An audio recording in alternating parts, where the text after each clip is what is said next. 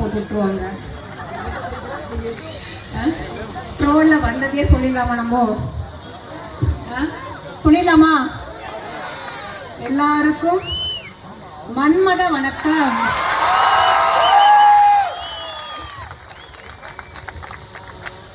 அதாவது எந்த அளவுக்கு நான் சொன்ன மாதிரி நம்ம கேம்பெயின் ஸ்டார்ட் பண்ணதுல இருந்து நம்ம யாரையாவது மூங்கியிருக்கோமா?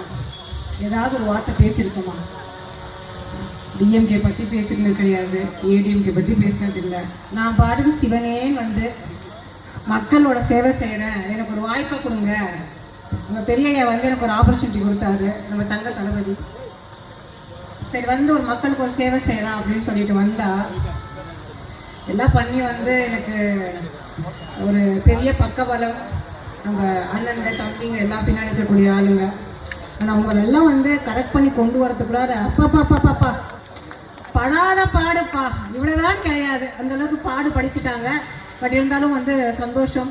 ஏன்னா நம்ம தளபதியே சொல்லியிருக்காரு, குற்றம் பார்த்து சுற்றம் இல்லை அப்படின்னு சொல்லிட்டு. அதனால் உங்கள் முன்னாடி இவ்வளோ ஒரு தெம்பாக தைரியமாக வந்து நிற்கிறேன் அப்படின்னா அதுக்கெல்லாம் காரணம் எல்லாமே நீங்கள் தான். சட்டசபை ஆரம்பிச்சதுலேருந்து ஒரு வகையில் ரொம்ப சந்தோஷமாக இருக்குது.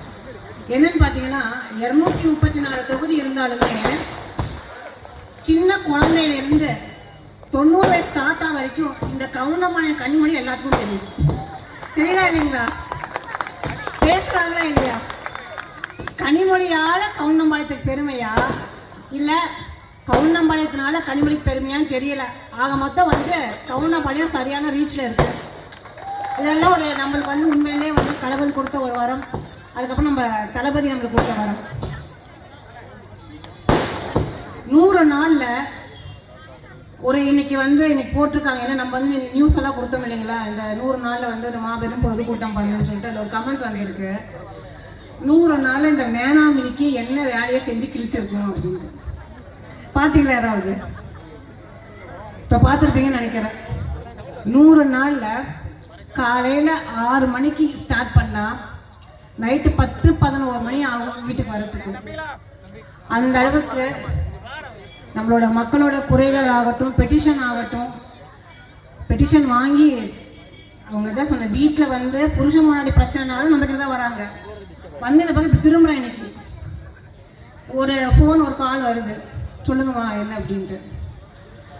அந்த அம்மாவுக்கு வேலை இல்லையா, வீட்டுக்காருக்கு வேலை இல்லையா, பையன் படிச்சிருக்கானா பையனுக்கும் வேலை இல்லையா, அதனால் உங்ககிட்ட வந்து ஒரு மனு கொடுக்கலான்னு வந்திருக்கோம். இங்கே 3 பேர்த்துக்கு வந்து ஒரு வேலையை ஏற்பாடு பண்ணி கொடுங்கன்னு சொல்லிட்டு. எங்கே இங்கே நம்ம கவுண்டமலையத்தில் வந்து சிங்கிள் வந்து லைன் எடுக்கும்போது வருது. என்ன சொல்ல முடியும்? கண்டிப்பாம்மா பண்ணிடுறோம், சட்டசபை போயிட்டுருக்கு, முடியட்டும், கண்டிப்பாக பண்ணி கொடுக்குறோன்னு சொல்லிட்டு. அதனால் மக்களோட சேவைகளை வந்து ஒவ்வொரு விஷயமும் முகம் சுளிக்காமல் கேட்டு பார்த்து ஒவ்வொன்றும் செய்கிறதுக்காக தான் நீங்கள் என்ன ஒரு அன்போட ஒரு ஆதரவு கொடுத்து இந்த அளவுக்கு ஒரு வாக்கு வித்தியாசத்தை வந்து ஜெயிக்க வச்சுருக்கீங்க இல்லைங்களா? அதுக்கான நான் வந்து ஒரு உங்களுக்கான ஒரு ரெஸ்பெக்ட் ஆகட்டும், உங்களுக்கான கடமையை கண்டிப்பாக செய்கிறதுக்கு நான் எப்போவுமே இருப்பேன். ஆனால் என்னென்னா இப்போ வந்து அவங்க வேலையை அவங்க பார்க்குறாங்களோ இல்லையோ, கவுண்டம்பாளையத்தில் கனிமொழி அக்கா என்ன வேலை பார்க்குறாங்க அப்படிங்கிறது வந்து ஒரு பட்டியல் இட்டுறாங்கன்னா நம்ம சொல்ல வேண்டிய விஷயங்கள் எதுவுமே இல்லை. நம்ம வந்து என்ன இப்போ நம்ம பேச்சாளர் வந்து பார்த்திங்கன்னா அவர் ராகுல் காந்தி பிரதர் அவர் பேசிட்டு போனார், நம்ம அக்பர் தம்பி அவர் பேசினார். ஸோ நம்ம இந்த 100 டேஸில் வந்து டிவிகேவோட ஆட்சி வந்ததுக்கப்புறம் நம்ம கவர்னன்ஸில் வந்து நம்ம லீடர் எந்த அளவுக்கு வந்து ஃபுல் ஃபோக்கஸ்டாக இன்றைக்கி வரக்கூடிய விஷயத்த இல்லை, அவரோட கோல் அவர் அதாவது என்னென்னா அந்த சேருக்கு யாராவது ஒருத்தங்க வந்து கனவுல கூட ஆசைப்பட மாட்டாங்க. அந்த அளவுக்கு வந்து நம்ம தளபதி வந்து ரீச் ஆகிருக்காரு. ஒவ்வொருத்தரோட குறைகளையும் நாங்கள் அங்கே உட்காந்துருந்தாலுமே எங்களுக்கு வந்து சிஎம் முன்னாடி உட்காந்துருக்காங்க அந்த மாதிரி ஒரு ஃபீலே இருக்காதுங்க. சட்டசபை வந்து இது வரைக்கும் உள்ளுக்குள்ளே போகும்போது அவர் ஒரு மாதிரி ஒரு பயம் பதட்டம் அந்த மாதிரி இருக்கும். எங்களாம் இப்போ இங்கே இருக்கக்கூடிய ஆளுங்களாம் பார்த்திங்கன்னா நம்ம எனக்கு தெரிஞ்சு என்னோடய ஏஜில் வந்து சித்தி சீரியல், அண்ணாமலை சீரியல்லாம் வந்துச்சு. அதுக்கப்புறம் என்ன சீரியல் வருது இப்போதைன்னு எனக்கு தெரியலை. பிக் பாஸ் இப்போ வந்து ட்ரெண்டிங்கில் போயிட்டு இருந்துச்சு. அதெல்லாம் தாண்டிடும் இந்த சட்டசபை அந்தளவுக்கு ஒரு பெரிய அளவுக்கு ஒரு ரீச்சு. அதை டெய்லி உங்களுக்கே பார்த்துருவீங்க. நீங்கள் நான் என்ன பண்ணிட்டு இருக்கேன்னு யாருமே சொல்ல வேண்டாம், வந்துடும் இல்லைங்களா? காலையில் போய் மத்தியானம் வெளில வரதுக்குள்ளார வந்துடும் நியூஸ் வந்துடுங்க. அந்த அளவுக்கு நம்ம ஊடக நண்பர் வந்து ரொம்ப சூப்பராக வேலை பண்ணிட்டு இருக்காங்க. என்னன்னா ஒரு 2 நாளுக்கு முன்னாடி கூட வந்து சட்டசபையில் ஒரு காலசாரமான ஒரு பேச்சு போயிட்டு வந்துச்சு. நம்ம எதிர்கட்சி தலைவர் இருக்கார் இல்லையா, நம்ம இவர் பிரதர் உதயநிதி பிரதர், அவர் நீங்கள் நேரமெல்லாம் பார்த்து நீங்கள்லாம் வந்து ஜோசியக்காரங்கிட்டலாம் கேட்டு தானே செய்வீங்க அப்படின்னு சொல்லி ஒரு வார்த்தை விட்டார். வந்துச்சு ஒரு கடுப்பு. ஆனால் என்ன பண்ணுறது, அதை எதுவுமே காட்ட முடியாது, ஏன்னா நம்மளுக்கான ஒரு மரபு இருக்குது அப்படின்னு சொல்லிட்டு நம்ம தளபதி சொல்லியிருக்காரு. பேசலை, சிரிச்சாலும் பிரச்சனை, அழுதாலும் பிரச்சனை, கை அப்படி காட்டினாலும் பிரச்சனை, கை இப்படி காட்டினாலும் பிரச்சனை. அந்த மாதிரி தான் போயிட்டுருக்கு. சரி ரைட்டு, இன்னைக்கு ஒரு வாய்ப்பு கிடைக்கட்டும், நான் பார்க்குறேன்னு சொல்லிட்டு அன்னைக்கே இந்த உண்மையை சொல்லணுன்ட்டு இன்னைக்கு இந்த உண்மையை சொன்னால் கண்டிப்பாக ரீச் ஆகும். இதே ஜோதிடர்கிட்ட போன வருஷம் நவம்பர் 2025 வந்து நம்ம டிஎம்கே வேறு யாரும் நம்ம கரூர் கம்பெனி தான், கரூர் கம்பெனி ஆள் அவங்க குரூப்லேருந்து ஒரு ஆஃபீஸ்லேருந்து கால் வருது எனக்கு. என்னங்கிறாங்க, ஒரு பேக்கேஜ் 3 மாதம் பேக்கேஜ் 15 லட்ச ரூபா. எதுக்கு இப்போ இதுக்கு கிடையாதுங்க, அப்போ நான் வந்து டிவிகேக்குள்ளே நம்ம பார்ட்டிக்குள்ளேயே வரலை. என்னங்கிறாங்க, டிஎம்கே 2026 எலெக்ஷனில் வின் பண்ணுவாங்கன்ட்டு நீங்கள் சொல்லணும், உங்களோட யூடியூப் சேனலில் போடணும். இந்த கட்டம் அங்கே இருக்காங்க, சனிங்க வந்துட்டா, குரு அங்கே வந்துட்டா, இதெல்லாம் போட்டுக்கிட்டு எப்படினாலும் வந்து நாங்களாம் வருவோம், நம்ம ஸ்டாலின் ஐயா தான் வரணும் அப்படின்னா நீங்கள் சொல்லுங்கள். அதுக்கு பேக்கேஜ் காசு 15 லட்சம் அப்படின்ட்டாங்க. நம்ம இப்போ வந்து நம்மளுக்கு வந்து இப்போ தளபதி கிட்ட இருந்து அழைப்பு வரலை, அதனால தெரியலை இல்லைங்க. இப்போ இருக்கக்கூடிய நிலவரம்லாம் பார்த்தா நீங்கள் வர மாதிரி தெரியலை, அவ்வளோதான், நீங்கள் அம்போன்னு போயிடுவீங்க, வரப்போகிற இன்னொருத்தவர் அவர் தான் வருவார் அப்படிங்கிற மாதிரி சொல்லிட்டேன். இல்லைங்க, அது வந்தாலும் பரவாயில்ல, நீங்கள் வந்து இந்த மாதிரி உங்களுக்கு நம்மளை ஃபாலோ பண்ணக்கூடிய ஆட்கள் இருப்பாங்க இல்லையா, நீங்கள் சொல்லுங்கன்னு சொல்லிட்டு அவர் இன்னைக்கு பேசுகிறாரு. எதை பற்றி, கொள்கையை பற்றி பேசுகிறாரு. அதை நான் வந்துச்சு, ஏன்னா வந்து அங்கே பேச முடியலை. ஏன்னா வந்து சட்டசபைக்கு முன்னாடி வரும்போது நம்ம அந்த ஃபர்ஸ்ட் டே வரதுக்கு முன்னாடியே வந்து ஒரு டீசர் மாதிரி ஒரு ட்ரையல் பீரியட் மாதிரி வச்சாங்க. ட்ரையல் பீரியட் எப்படின்னா வந்து அங்கே வந்து ஒரு கண்ணியம் காத்து என்ன மாதிரியான இதெல்லாம் நம்ம வந்து பண்ணணும், டூஸ் அண்ட் டோன்ட்ஸ் என்ன அப்படிங்கிற மாதிரி வந்து எங்களுக்கு ஒரு ப்ரோக்ராம் கண்டக்ட் பண்ணியிருந்தாங்க. அது வந்து காமிச்சாங்க. எப்படின்னா வந்து போன சட்டசபை முன்னாடி எல்லாம் பார்த்தீங்கன்னா அந்த சேரை தூக்கி போகிறது, டம்ளர் அடிக்கிறது, பாத்தை தூக்கி வீசுறதுங்கிற மாதிரிலாம் இருந்துச்சு. அந்த மாதிரி சம்பவம் கூட நடக்கும், ஆனால் அவங்கெல்லாம் பண்ணுவாங்க. ஆனால் நம்ம டிவிகேக்காரங்க எதுவும் பண்ணக்கூடாது, எது பண்ணாலும் அமைதியாக இருக்கணும் அப்படின்னு சொல்லி அனுப்பிட்டாங்க வேற.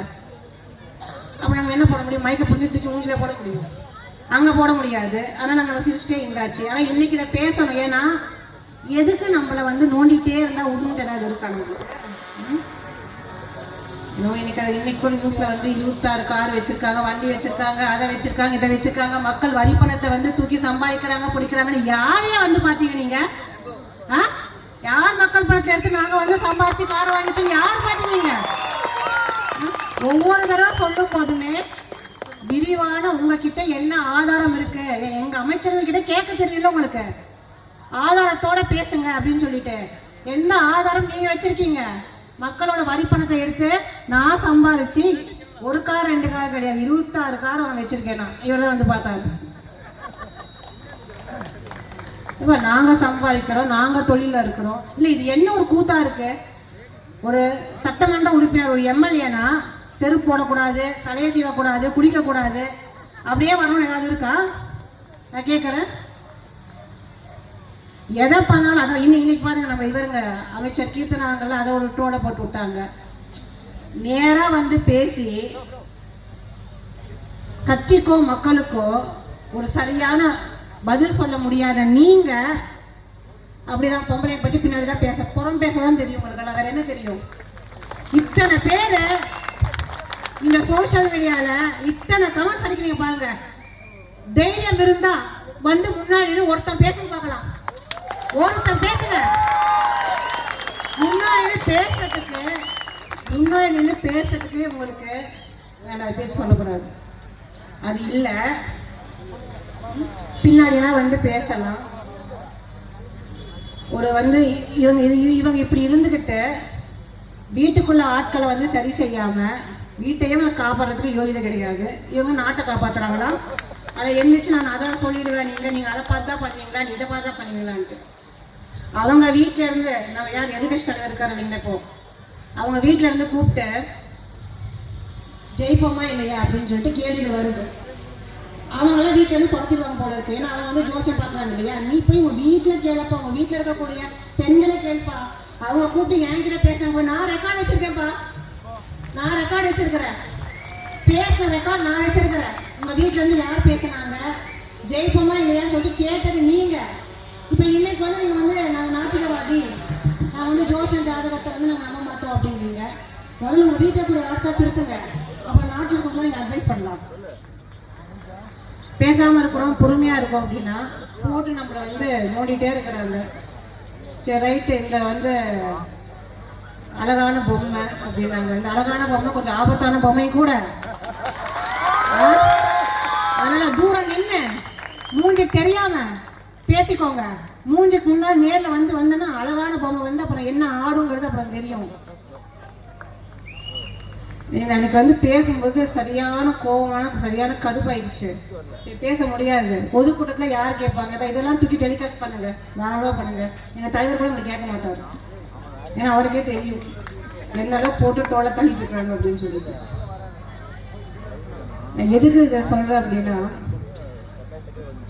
அதாவது வந்து பெண்கள் இத்தனை விஷயத்தையும் நம்ம வந்து தாங்கிட்டு இத்தனையும் பார்த்துட்டு ஒரு சின்ன கமெண்ட் வந்துச்சுன்னு பார்த்தீங்கன்னா வீட்டில் வந்து உடனே ஃபோன் வந்து எங்கள் அம்மா கூப்பிட்டுருவாங்க. ஐயோ என்ன பொண்ணு இப்படிலாம் போட்டுக்கிறாங்க, இப்படிலாம் பேசுகிறாங்க, அத்தை கேட்டாங்க, மாமா கேட்டாங்க, பெரியம்மா கேட்டாங்க, பெரியப்பா கேட்டாங்க, நமக்கு தேவையா அப்படின்னு சொல்லிட்டு ஒரே வார்த்தை. எங்கள் தளபதி இருக்கிற வரைக்கும் நாங்கள் இருக்கிற எதுக்குமே அஞ்ச மாட்டோம். எதை பற்றி எனக்கு கவலை இல்லை. எனக்கு எங்கள் அண்ணன் இருக்காரு பலமா, அப்படியெல்லாம் ஒன்றும் நடக்காது.